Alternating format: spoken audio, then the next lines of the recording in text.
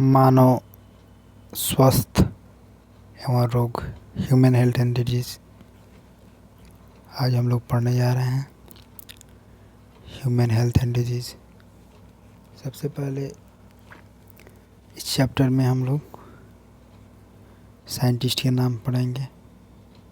Scientist है, NCERT में दिया गया साइंटिस्ट का नाम, उसको याद करना है। एक लंबे समय तक स्वस्थ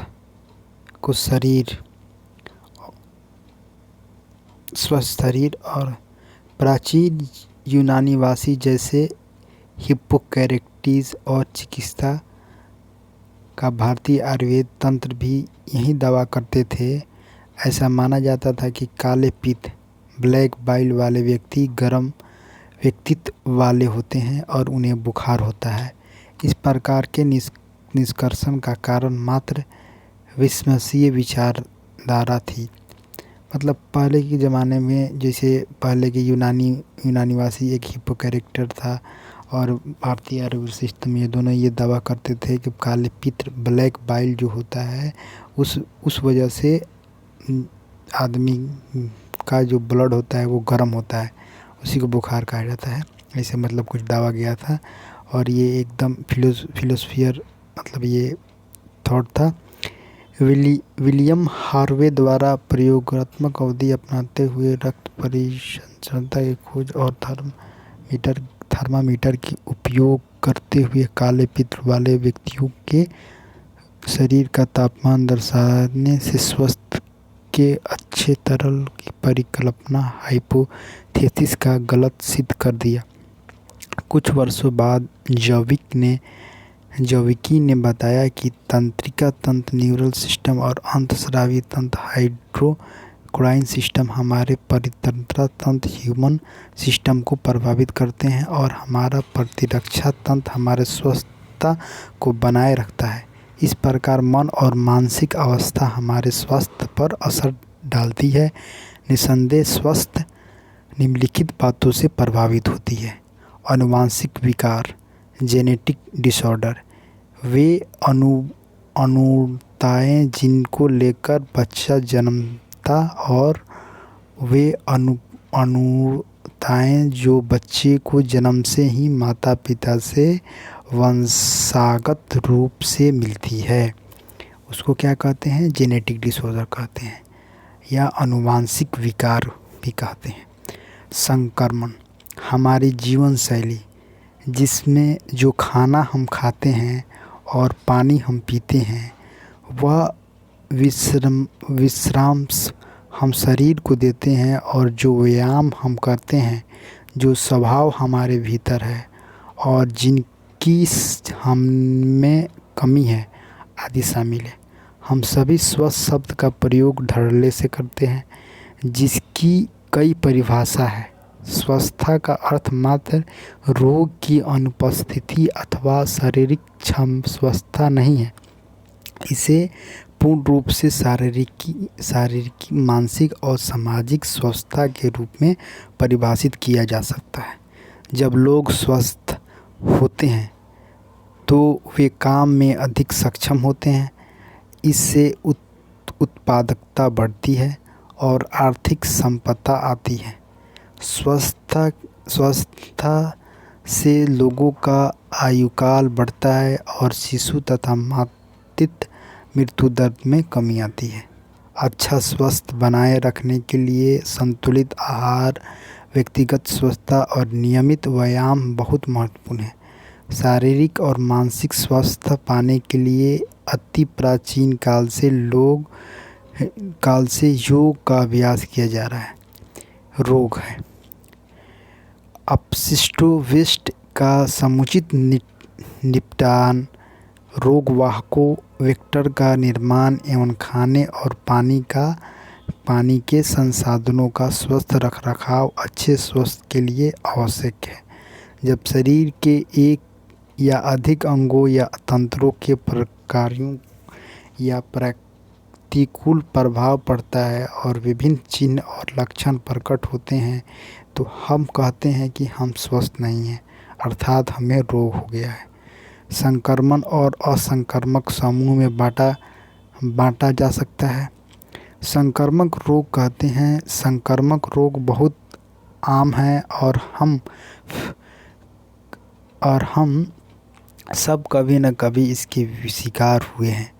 कुछ संक्रामक रोग जैसे कि एड्स घातक होते हैं। असंक्रामक रोग में कैंसर मृत्यु का प्रमुख कारण है।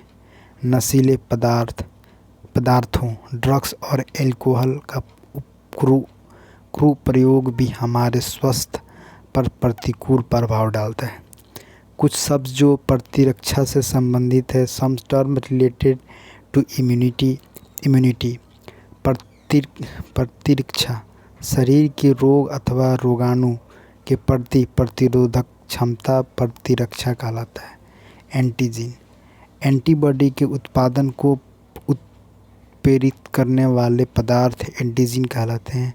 एंटीबॉडी शरीर में एंटीजन के प्रवेश करने पर इस एंटीजन के विरुद्ध शरीर को बी लिम्फोसाइट द्वारा स्रावित ग्लाइकोप्रोटीन एंटीबॉडी कहलाते हैं। एंटी सीरम किसी जंतु का सीरम जिसमें किसी विशिष्ट एंटीजन के विरुद्ध एंटीबॉडी उपस्थित हो एंटी सीरम कहलाते हैं। वेनम पॉइजन सांप या कीटों द्वारा स्रावित विषैले पदार्थ वेनम कहलाते हैं। अविसेशन एगुलेटेशन एंटीजन एंटीबॉडी क्रिया एगुलेटेशन कहलाता है और एंटीजन एंटीबॉडी क्रिया का अध्ययन सेरोलॉजी कहलाता है। इम्यूनिटी दो तरह के होते हैं। एक होते हैं acquire specific इनेट non specific. Acquire कोई स्पेसिफिक भी कहते हैं। स्पेसिफिक दो प्रकार के होते हैं, एक्टिव और पैसिव। एक्टिव नेचुरल इन्फेक्शन और artificial induce by vaccination. Passive natural IgG IgA placenta colostrum artificial anti serum दिया जाता है। ठीक है। अब प्रतिरक्षा इम्यूनिटी हम प्रतिरक्षा इम्यूनिटी के बारे में पढ़ें। हमें हर रोज़ बड़ी संख्या में संक्रामक कारकों का सामना करना पड़ता है, परंतु इसमें से कुछ ही रोग के शिकार बनते हैं। क्यों? इसका कारण यह है कि हमारा शरीर अधिकांश बाह्य कारकों से अपना रक्षा कर लेता है। परपोषी की रोकथाम जीवों में लड़ने की क्षमता जो इसे प्रतिरक्षी तंत्र के कारण मिली है प्रतिरक्षा इम्यूनिटी कहलाती है। प्रतिरक्षा दो प्रकार की होती है, सहज प्रतिरक्षा इनेट इम्यूनिटी और उपार्जित प्रतिरक्षा एक्वायर इम्यूनिटी। सहज प्रतिरक्षा इनेट इम्यूनिटी। सहज प्रतिरक्षा इनेट इम्यूनिटी एक प्रकार की अविशिष्ट रक्षा है जो जन्म के समय मौजूद होती है। यह प्रतिरक्षा हमारे शरीर में बाह्य कारकों के प्रवेश के सामने विभिन्न प्रकार के अवरोध खड़ा करने से हासिल होती है। सहज प्रतिरक्षा में चार प्रकार के अवरोध होते हैं। ये अवरोध हैं संरचनात्मक शारीरिक अवरोध। संरचनात्मक घटक रोग कारक के शरीर में प्रवेश को अवरुद्ध करते हैं। त्वचा हमारे शरीर पर त्वचा मुख्य रोध है जो सूक्ष्म जीवों के प्रवेश को रोकती है। त्वचा की बाहरी परत स्टेनम कॉर्नम मृत होते हैं। इस कारण त्वचा पर रोग कारक वृद्धि या प्रवेश नहीं कर पाते हैं। त्वचा की पीएच 3 से 5 जीवाणु को नष्ट करती है। म्यूकोसा श्वसन उठरात्र और जननमूत्र पथ को आस्थगित करने वाली उपकला का सेलियम ऑलियम भी शरीर में घुसने वाले रोगाणु रोकने में सहायक होते हैं। म्यूकोसा में श्लेष्मा कोशिकाएं तथा सिलिया पाए जाते हैं। श्लेष्मा कोशिकाएं द्वारा स्वारित श्लेष्मा म्यूकोसा झिल्ली को चिपचिपा बना देता है, जिसके कारण जीवाणु इस झिल्ली से चिपकते रह जाते हैं। इसके पश्चात सिलिया गति कर इन जीवाणु को शरीर के बाहर ढकेल देते हैं। क्रियाविधि से संबंधित अवरोध शरीर के कुछ क्रियाविधियाँ जीवाणु की वृद्धि के लिए शरीर में प्रतिकूल वातावरण बना देती है, जिसके कारण जीवाणु की वृद्धि रुक जाती है। आमाशय का अम्ल, मुख में लार, नेत्र और आंसू सभी सूक्ष्माणु की वृद्धि को रोकते हैं। उदाहरण ज्वर, फीवर। शरीर का अधिक ताप जीवाणु की वृद्धि को अवरुद्ध कर देता है। इस प्रकार शरीर में संक्रामक होने पर प्रतिरक्षा स्वरूप शरीर का ताप बढ़ जाता है। पीएच। शरीर के अनेक भागों की अम्लीय पीएच भी जीवाणु की वृद्धि को रोकती है, जैसे मुख, गुहा, आमाशय तथा योनि मार्ग की अम्लीय पीएच। स्रवण। शारीरिक स्रवण जैसे आंसू, लार, सीबम और म्यूकस में लाइसोजाइम उपस्थित होती है। इस कारण ये जीवाणु को नष्ट करते हैं। कोशिकीय अवरोध। हमारे शरीर के रक्त में बहुरूप केंद्रीय स्वेच्छायुक्त उदासीन PNNM, न्यूट्रोफिल जैसे कुछ प्रकार के श्वेताणु और मोनोसाइट तथा प्राकृतिक मारक लिम्फोसाइट एवं ऊतकों में बहुत भाग छुए रोगाणु का एक भ्रमण करते हैं और नष्ट करते हैं। फैगोसाइट सेल जैसे मोनोसाइट PMNL, न्यूट्रोफिल, माइक्रोफिल रोगाणु के संक्रामक के शरीर में WBC की कुल संख्या बढ़ जाती है। भ्रमण कुछ प्रकार की WBC द्वारा प्रदर्शित किया जाता है। ऐसे WBC को भक्षक कोशिकाएं या वाक्षाणु कहा जाता है। सबसे अधिक महत्वपूर्ण फेगोसाइट मैक्रोफेज और न्यूट्रोफेज है। मोनोसाइट संक्रामण के स्थान पर मुक्त होती है और बाद में मैक्रोफेज में परिवर्तित हो जाती है।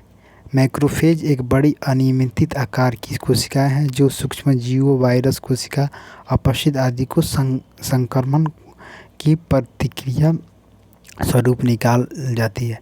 यह श्वेत, रोधी, वर्णीय तथा निम्नलिखित चरणों द्वारा वर्मक कर जीवाणु को नष्ट करती है। नॉन फैगोसाइटिक सेल प्राकृतिक मारक कोशिकाएं, neutral killer cell, NK cell phagocyte के अलावा दूसरे प्रकार के कोशिकाओं को प्राकृतिक मारक कोशिकाओं में बड़ी कर्णियम लिम्फोसाइट कोशिका है।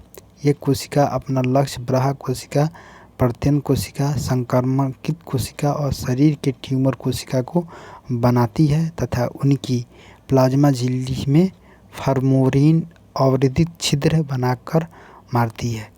इस जल इन छिद्रों को माध्यम से प्रवेश करता है और परिणाम स्वरूप संक्रमित कोशिकाएं फूलकर फट जाती है। साइटोकाइलिन रोग।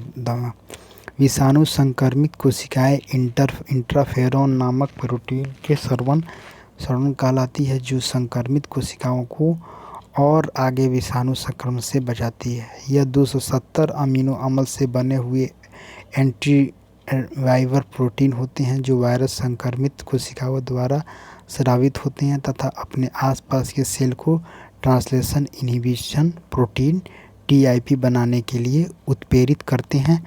इस प्रकार TIP का निर्माण होने पर वायरस संक्रमण आसपास की कोशिकाओं में नहीं फैल पाता है, अर्थात वायरस संक्रमण नियंत्रित हो जाता है। यह जातीय विशिष्ट होते हैं, जैसे एक जाति द्वारा उत्पन्न इंटरफेरॉन समान जाति की कोशिकाओं को ही वायरस संक्रमण से बचाता है। इंटरफेरॉन वायरस संक्रमण के बचाव और उपचार दोनों में काम आ सकते हैं। INFSA एड्स संक्रमण से उत्पन्न केपोसी सैरकोमा को मंद करता है और प्रतिरक्षा तंत्र को सक्रिय करता है एवं ट्यूमर को नष्ट करता है। पर्दा इन्फ्लेमेशन किसी चोट के विरुद्ध जीवित स्तनधारियों ऊतकों द्वारा दर्शाई गई क्रिया है। इन्फ्लेमेशन के प्रमुख लक्षण रेडनेस, रबर इरिथेमा, वाहिनी प्रसंग के कारण, हीट कलर, उपचायी क्रियाविधि तीव्र होने से, स्वेलिंग ट्यूमर, रक्तवाहिक और परागमन बढ़ने से, पेन डोलर यांत्रिकों को क्षतिग्रस्त होने से तथा क्षतिग्रस्त कोशिकाओं द्वारा रसायन जैसे प्रोस्टेट ग्लैंड के स्राव से। उत्सर्जित प्रतिरक्षा। उत्सर्जित प्रतिरक्षा रोगजनक विशिष्ट है। इस प्रतिरक्षण समिति है। इसका अर्थ यह है कि हमारे जीवन का जब पहली बार किसी रोगजनक से सामना होता है तो यह एक अनुक्रिया करता है जिससे निम्न तीव्रता की प्राथमिक अनुक्रिया करते हैं। बाद में उसी तरह के रोगजनक के सामने होने पर बहुत ही उच्च तीव्रता की द्वितीय या पूर्णतीय एनामिनिस्टिक अनुक्रिया होती है। इसका कारण यह तथ्य है कि हम इसके मुख्य गुण निम्न हैं। विशिष्ट स्पेसिफिसिटी, यह विशिष्ट रोग कारक के लिए विशिष्ट होती हैं। विविधता डाइवर्सिटी, यह अनेक प्रकार के रोग कारकों का पहचान करती है। विभेद करना, यह अपने शरीर अथवा ऊतक तथा पराये में विभेद कर उसी के अनुसार प्रतिक्रिया करती है। स्मृति मेमोरी, शरीर में रोग कारक के प्रथम बार प्रविष्ट होने पर प्रतिरक्षा तंत्र को उसे पहचान कर प्रतिक्रिया करने में सरल लगता है। इसे प्राइमरी इम्यून रिस्पॉन्स कहते हैं। इस रिस्पॉन्स की स्मृति प्रतिरक्षा तंत्र में संग्रहित हो जाती है तथा फिर से इसी तरह रोग कारक के शरीर में प्रवेश करने पर प्रतिरक्षा तंत्र इसके विरुद्ध तीव्र प्रक्रिया कर उसे नष्ट कर देता है और इसे सेकेंडरी इम्यून रिस्पॉन्स एनामिनिस कहते हैं। इस प्रकार सेकेंडरी इम्यून रिस्पॉन्स स्मृति के आधार पर तीव्र गति से दर्शाया जाता है। First contact of antigen, second contact of antigen, first contact of B antigen. ठीक है। प्राथमिक तथा द्वितीयक प्रतिरक्षा अनुक्रियाएं हमारे शरीर के रक्त में मौजूद दो विशेष प्रकार के लसिकाणुओं द्वारा होते हैं। ये हैं बी लसिकाणु और टी लसिकाणु। रोगजनकों की अनुक्रिया में बी लसिकाणु हमारे रक्त में प्रोटीन की सेना उत्पन्न करते हैं ताकि वे रोग जनकारों से लड़ सकें। ये प्रोटीनों प्रतिरक्षा एंटीबॉडीज़ कहलाती हैं। टी कोशिकाएं खुद तो प्रतिरक्षाओं का स्राव नहीं करती हैं, लेकिन प्रोटीन उत्पन्न करने में बी कोशिकाओं को सहायता करती हैं। यहाँ पे एक ध्यान देने वाली ये बात है कि टी कोशिकाएं खुद प्रतिरक्षाओं का स्राव नहीं करती हैं, लेकिन प्रोटीन उत्पन्न करने में बी कोशिकाओं की सहायता करती हैं। सक्रिय और निष्क्रिय प्रतिक्रिया, जब परपोषी प्रतिजनों एंटीजन का सामना करता है तो उसके शरीर में प्रतिरक्षी पैदा होता है। प्रोटीन के रूप में हो सकते हैं। इस प्रकार की प्रतिरक्षा सक्रिय प्रतिरक्षा एक्टिव इम्यूनिटी कहलाती है। सक्रिय प्रतिरक्षा धीमी होती है। रोगाणुओं का टीका देना अथवा प्राकृतिक संक्रमण के दौरान संक्रमक जीवों का शरीर में पहुंचना सक्रिय प्रतिरक्षा को प्रेरित करता है। जब शरीर की रक्षा के लिए बनाए प्रतिरक्षी सीधे ही शरीर को दिए जाते हैं तो यह प्रतिरक्षा पैरविस है। क्या आप जानते हैं कि हाल में जन्मे शिशु के लिए माँ का दूध क्यों बहुत ही आवश्यक माना जाता है? लैक्टेशन के प्रारंभिक दिनों के दौरान माँ का दूध स्रावित पीले और तरल पीयूष क्लोराइड में प्रतिरक्षा IgA की प्रचुरता होती है, जो शिशु की रक्षा कहलाता है। समग्र प्रेगनेंसी के दौरान भ्रूण को भी अप्सरा प्लेसेंटा द्वारा माँ से कुछ प्रतिरक्षी मिलते हैं। ये निष्क्रिय प्रतिरक्षा के कुछ उदाहरण हैं। सक्रिय प्रतिरक्षा मेजबान के प्रतिरक्षा तंत्र द्वारा सक्रिय रूप से प्रतिरक्षी प्रसूति उत्पन्न करता है। संक्रमण द्वारा प्रेरित या प्रतिरक्षक प्रेरित के साथ संपन्न द्वारा जैसे टीके। प्रतिरक्षा प्रभाव लंबे समय के लिए और अधिक प्रभावी प्रतिरक्षा एक संतुलन लैग फेज के बाद उत्पन्न होती हैं। प्रतिरक्षा समृद्धि उत्पन्न है। प्रतिरक्षा कमज़ोर मेजबान में देने का कोई लाभ नहीं। बचाव के लिए शरीर प्रतिरोध बढ़ाने के निष्क्रिय प्रतिरक्षा, मेजबान द्वारा निष्क्रिय रूप से प्रतिरक्षा ग्रहण करना है। यह प्रतिरक्षा तंत्र भागीदारी नहीं करता है। पूर्व निर्मित एंटीबॉडीज के प्रवेश द्वारा उत्पन्न प्रतिरक्षा प्रभाव अल्प समय के लिए और कम प्रभावी प्रतिरक्षा परंतु प्रभावी होती है। प्रतिरक्षात्मक संवेदी नहीं होती है। प्रतिरक्षा कमजोर मेजबान में उपयोगी एक्यूट संक्रमण को उपचार के लिए उपयोगी। मानव के प्रतिरक्षा तंत्र लसिकाव जंग, लिम्फाइडल ऑर्गन, लसिकाव ऊतक, कोशिकाएं, लसिकाणु, घुलनशील अणु जैसे प्रतिरक्षीय शामिल है।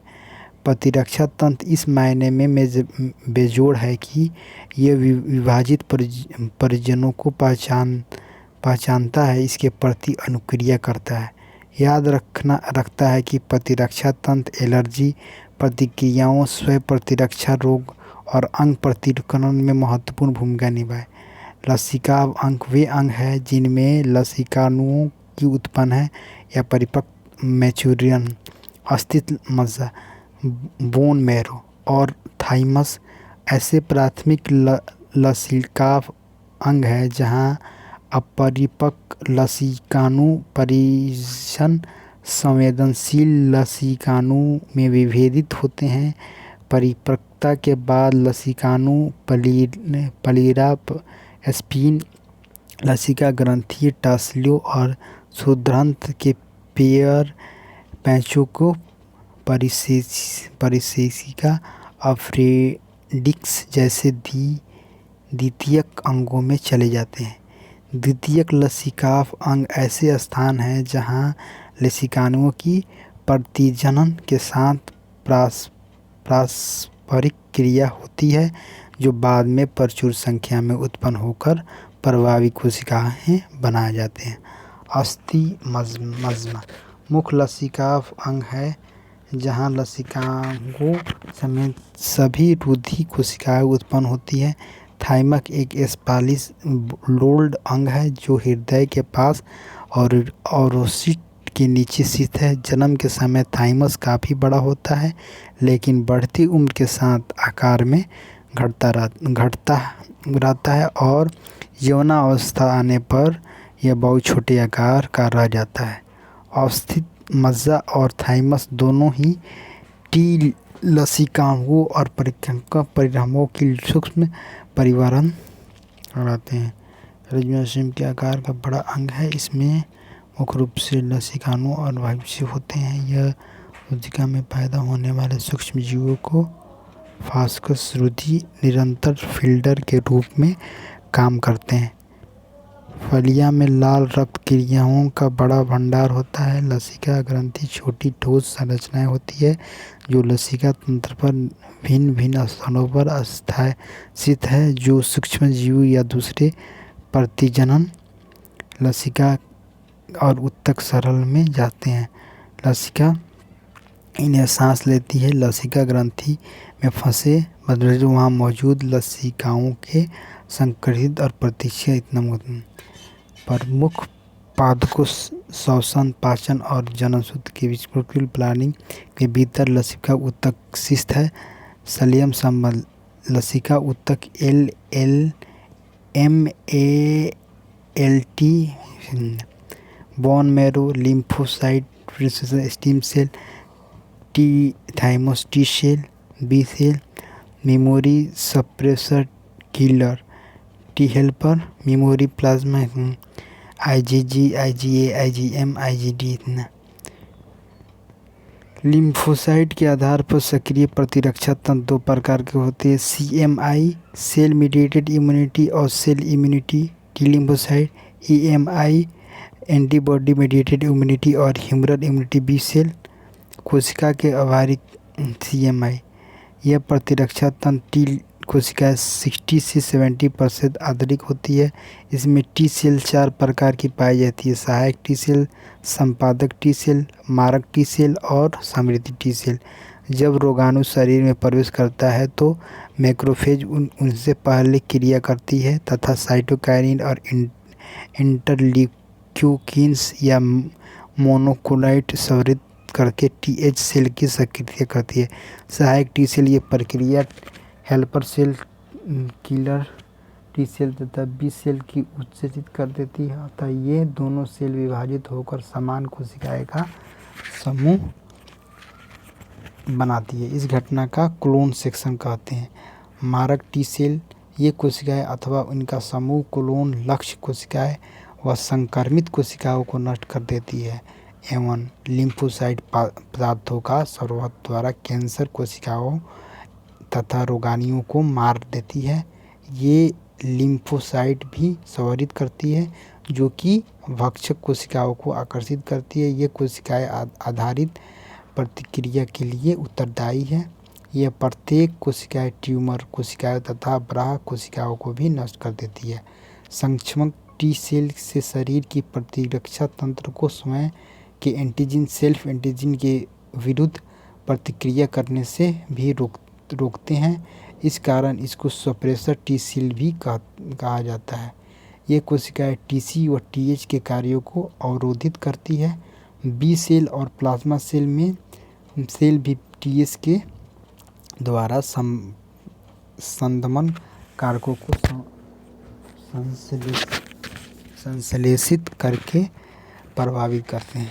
संवृत्ति टी सेल ये ना तो रोगजनक को मानती है और न ही प्रतिरक्षी बनती है, लेकिन इसके प्रत्येक मुठभेड़ की स्मृति होती है। ये कोशिकाएं कई वर्ष बाद भी दूसरे मुठभेड़ होने पर विशिष्ट एंटीजन से क्रिया करके प्रभावित कोशिकाएं इफेक्ट सेल में परिवर्तित हो जाती है।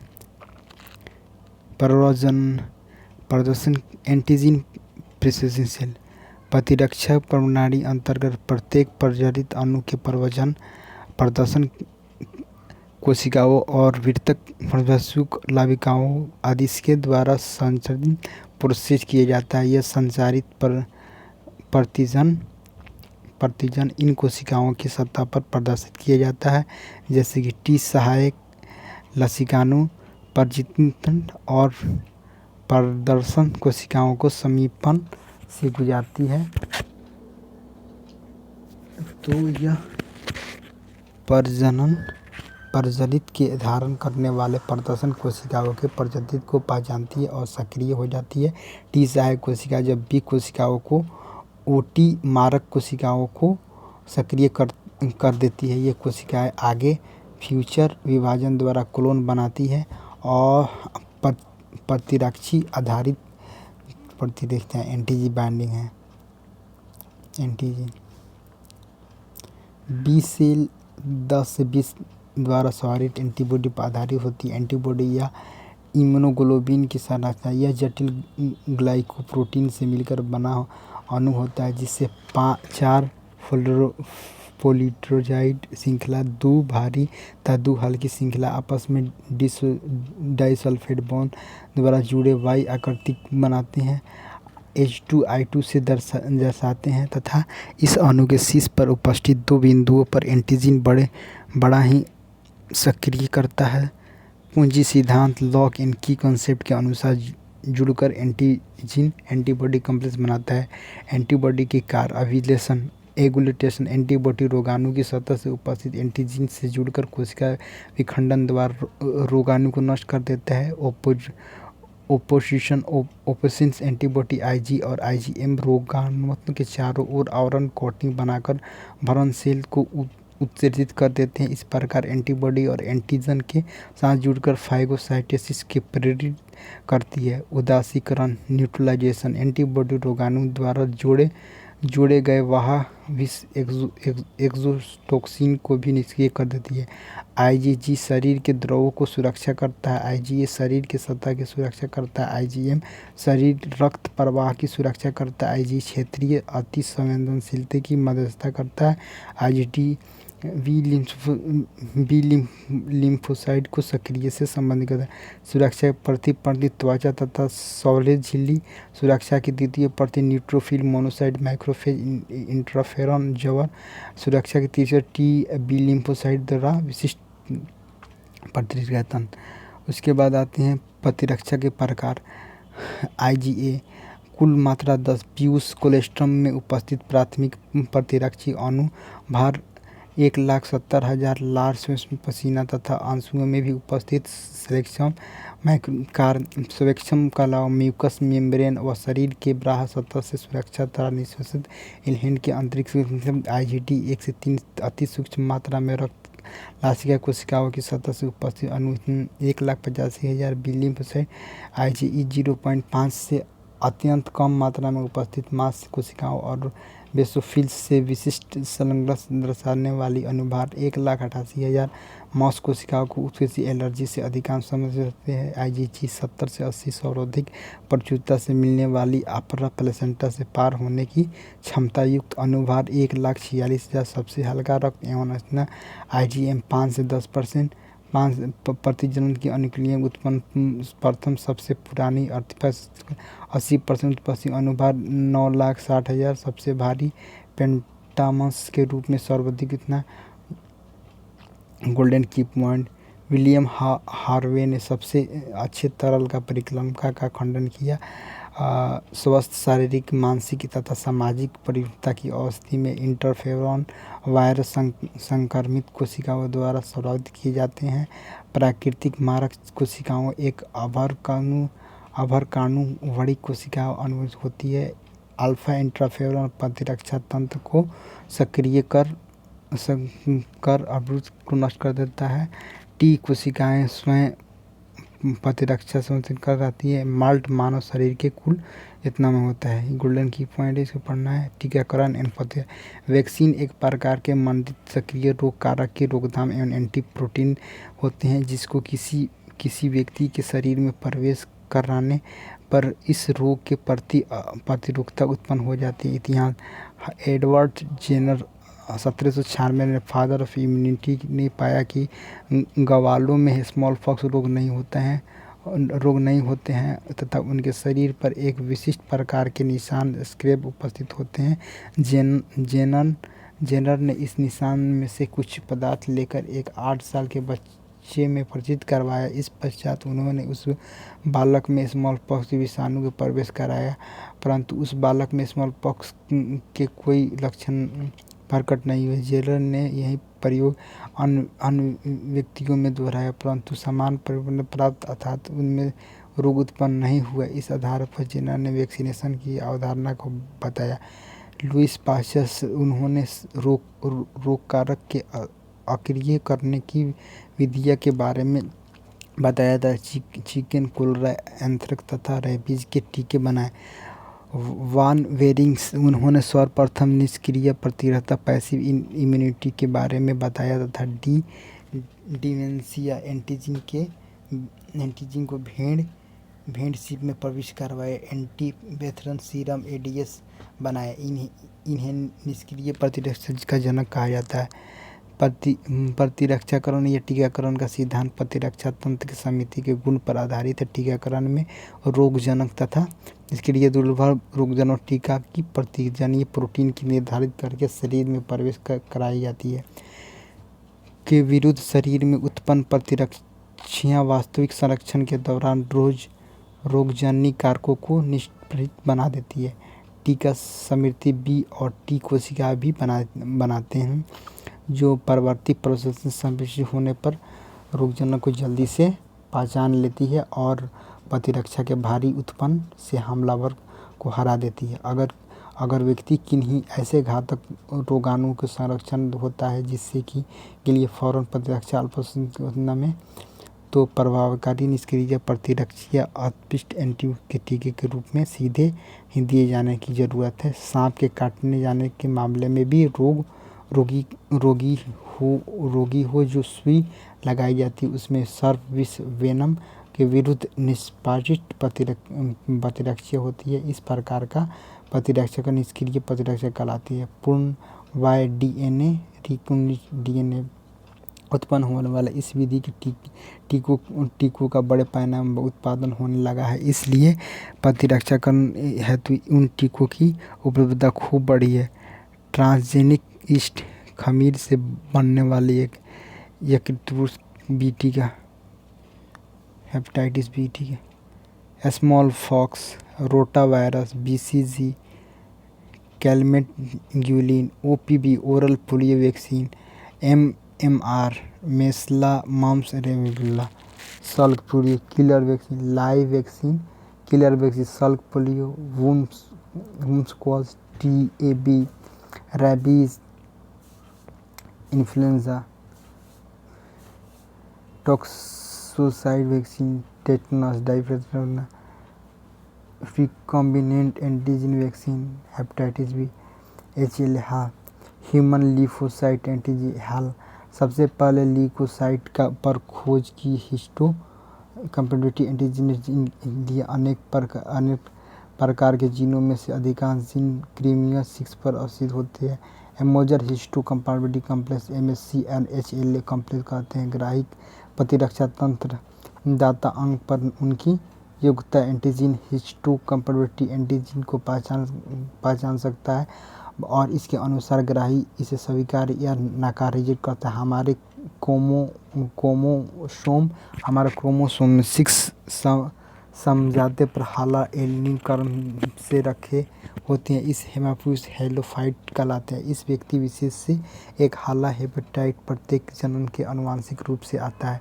केवल आइडेंटिकल ट्विन आइडेंटिकल हैलोफाइट कहलाता है। सर्वप्रथम हाला मैचिंग एक ही परिवार में देखी जा सकती है। टिश्यू टाइपिंग हाला अंग प्रत्यारोपण किसी संरचना रक्त समूह मिलान प्रतिरक्षा एमएससी मिलान एमएससी आरबीसी को छोड़कर लगभग सभी कोशिकाओं पर उपस्थित केवल एपीसी एंटीजन प्रेजेंटिंग सेल पर उपस्थित मैक्रोफेज बी सेल डीएनए उत्तक प्रतियोगिता में दाता एवं ग्राही उत्तक पर हाला ह्यूमन ल्यूकोसाइट एंटीजन कॉम्प्लेक्स या मोजर हिस्टो कंपेटिबिलिटी कॉम्प्लेक्स एमएससी का मिलान किया जाता है। इस एंटीजन के अधिकांश जीन मानव के छठे गुण से उपस्थित होते हैं। उनका प्रतिरोध के समय प्रतिरक्षा संपर्क में अवस्थित रूप से साइक्लोप्रोपीन ए दी जाती है। उत्तक प्रयुक्त के प्रकार एटोग्राफ्ट एक ही व्यक्ति के एक अंग से दूसरे अंग में उत्तक परिवर्तन एटोग्राफ कहलाता है। यह सबसे सफल परिवर्तन है। आइसोग्राफ ऐसे दो व्यक्तियों के बीच में प्रतियोगन जिनकी आनुवंशिक संरचना समान हो। Identical twin, monograph twin, homograph और एलोग्राफ ऐसे दो सदस्य के बीच में प्रतियोगिता हो एक ही जाति के हों लेकिन उनकी आनुवंशिक संरचना समान नहीं हो। एक्स फैमिली मेंबर इनग्राफ। हेटेरोग्राफ, जेनोग्राफ ऐसे दो जीव के बीच में परिवर्तन समान जाति के हों। जब हृदय नेत्र जैसे अंग सनुचित रूप से काम करना बंद कर देते हैं तो एकमात्र उपाय ट्रांसप्लांट होता है जिसे पशु अन्य प्राइमेट या किसी भी मानव का निषेध प्रभाव नहीं लगाया जा सकता क्योंकि वे देर सवेरे नकार दिए जाते हैं। कोई निषेध और प्रतिशोध लेने से पहले मिलान और उसके बाद रोगी को अपने निषेध के विपरीत न होते हैं। 13 नंबर पे